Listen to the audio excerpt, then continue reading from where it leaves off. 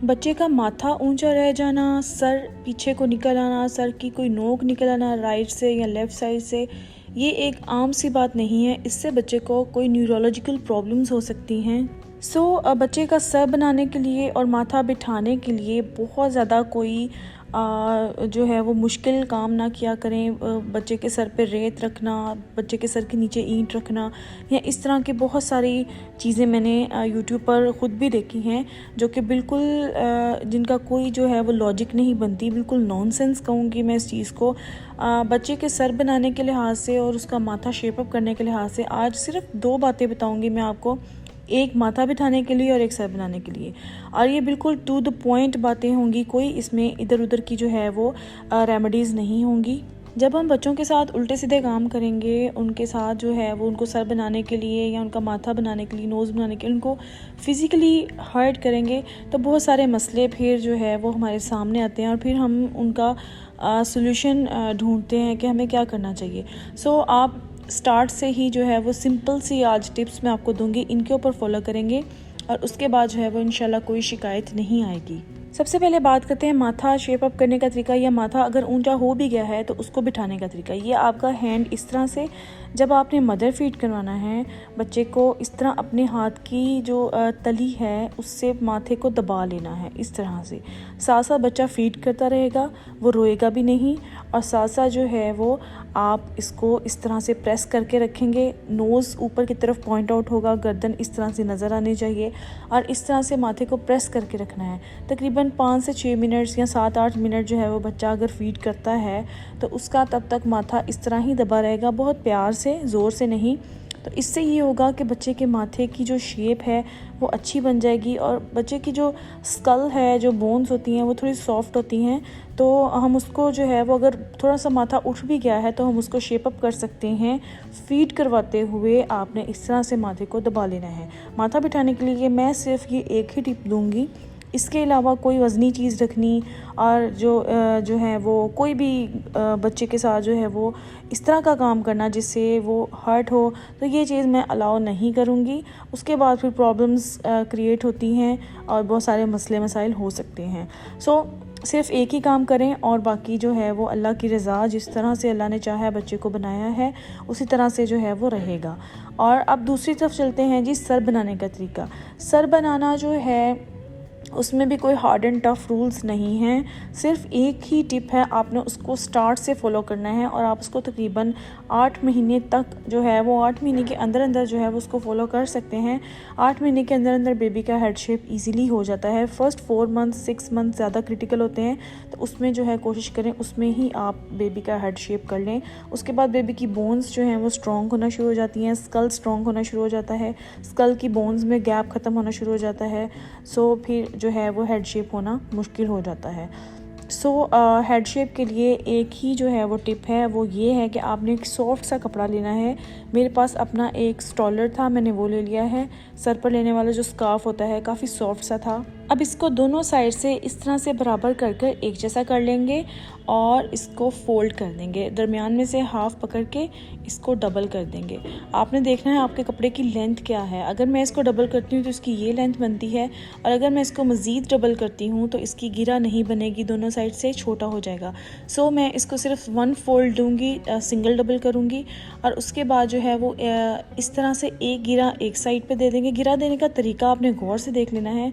ये इस तरह से फोल्ड करके बस यहाँ छोड़ देना है, इसको बहुत ज़्यादा दबाना नहीं है।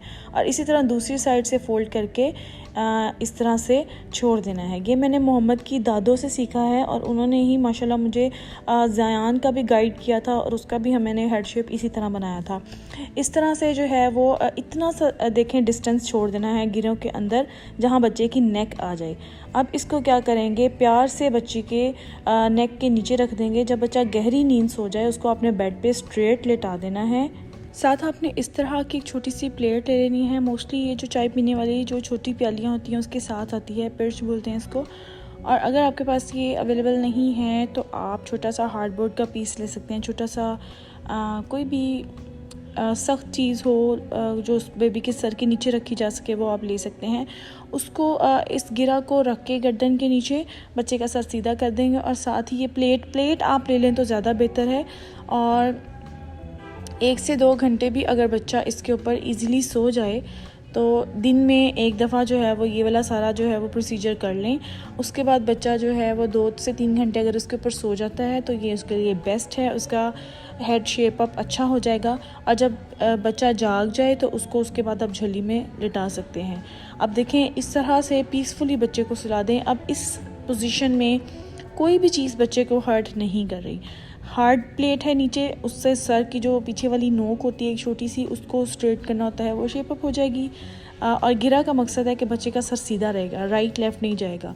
और नोज़ छत की तरफ पॉइंट आउट है, इससे माथा भी पीछे को बैठेगा और बच्चे के नेक मसल्स भी स्ट्रॉन्ग होंगे। सो ये एक वाहिद टिप है जो आप बच्चे का सर बनाने के लिए ख़ुद से जो है वो यूज़ कर सकते हैं। इसके बाद कोई भी आप ट्राई ना करें चीज़ें। बाकी जो है वो अल्लाह पाक की मर्ज़ी है, जैसे उसने बच्चे का सर बनाया है वैसे ही रहेगा। सो आप उसको शेप अप कर सकते हैं, आप उसके ऊपर थोड़ा सा ध्यान दे सकते हैं। जब बच्चा जाग जाए तो उसके बाद भी थोड़ी देर ये प्लेट और गिरा रहने दें। अब देखें मोहम्मद जाग गया है, उसके बाद भी तकरीबन 10 से 15 मिनट ये सिस्टम ऐसे ही रहने दें। उससे क्या होगा, बच्चा राइट मूव करेगा, हेड लेफ़्ट मूव करेगा, तो साइड्स वाली बोन्स भी जो हैं वो भी शेप अप हो जाएगी, बच्चे का सर गोल बनेगा। और अगर कम्प्लीटली जाग गया है बच्चा, इस फेज़ में इस पोजीशन में थक गया है, तो उसको झल्ली में डाल दें और थोड़ा खिला के खाना शाना खिला के उसको झल्ली में डाल दें। झल्ली में भी बच्चे का सर बहुत प्यारा बन जाता है। झल्ली में जो है बच्चे का सर बनने के साथ साथ उसकी नींद भी बड़ी पुरसकून होती है। अगर उसने बेड पर 1 से 2 घंटे सोना है तो झल्ली में वो 3 से 4 घंटे सो जाता है और बहुत पीसफुल सोता है। सो आज की ये 2 टिप्स थी, एक माथा बनाने के लिहाज से और एक सर को शेप अप करने के लिहाज से। उम्मीद है आपको मेरी बात समझ आई होगी। मैंने पहले भी इसके ऊपर बहुत सारी वीडियोज़ बनाई हैं और आप मेरी वीडियो ऊपर मैं लिंक दे देती हूँ डिस्क्रिप्शन में, वो भी देख सकते हैं कि जब हम बच्चे के ऊपर कोई भी हैवी चीज़ रखते हैं माथे पर या सर के नीचे या इधर उधर जो भी, उससे बहुत सारे मसले हो जाते हैं। सर की नोक निकल आती है, उसको क्या कहते हैं, वो कौन सी बीमारी उससे हो सकती है बच्चे को, वो सारी मैंने डिटेल ऑलरेडी एक वीडियो में बताई हुई है, आप वो भी वीडियो देख सकते हैं। और अगर बच्चा थक जाए तो इस तरह से प्लेट को और गिरे को आराम से रिमूव कर दें और बच्चे को ऐसे ईजीली जो है वो स्ट्रेट बेड पर ही खेलने दें। मेरी हर वीडियो पर इस टॉपिक के लिहाज से बहुत ज़्यादा कमेंट्स, बहुत ज़्यादा क्वेश्चंस आते हैं, बहुत ज़्यादा डीएम्स भी आते हैं इंस्टा पर भी, और बस मैंने सोचा कि आज इसको एक दफ़ा दोबारा टच किया जाए इस टॉपिक को। तो उम्मीद है आपको ये 2 सिंपल टिप्स, जो कि मैंने बहुत सारी टिप्स का जो है वो जिस्ट निकाला है कि सिर्फ ये 2 चीज़ें हमें बच्चे के साथ करनी चाहिए, जो कि आज मैंने आपको बता दी हैं। और उम्मीद है मेरी वीडियो आपके लिए हेल्पफुल होगी। आप मेरी वीडियो कहाँ से देख रहे हैं मुझे कमेंट करके ज़रूर बताया करें। अब मेरी वीडियो को लाइक करें, मेरे चैनल को सब्सक्राइब करें और मेरे बेटे के लिए माशाल्लाह भी लिख दिया करें, मुझे बहुत खुशी होती है। और इसी के साथ मुझे दें इजाज़त। अल्लाह हाफ़िज़।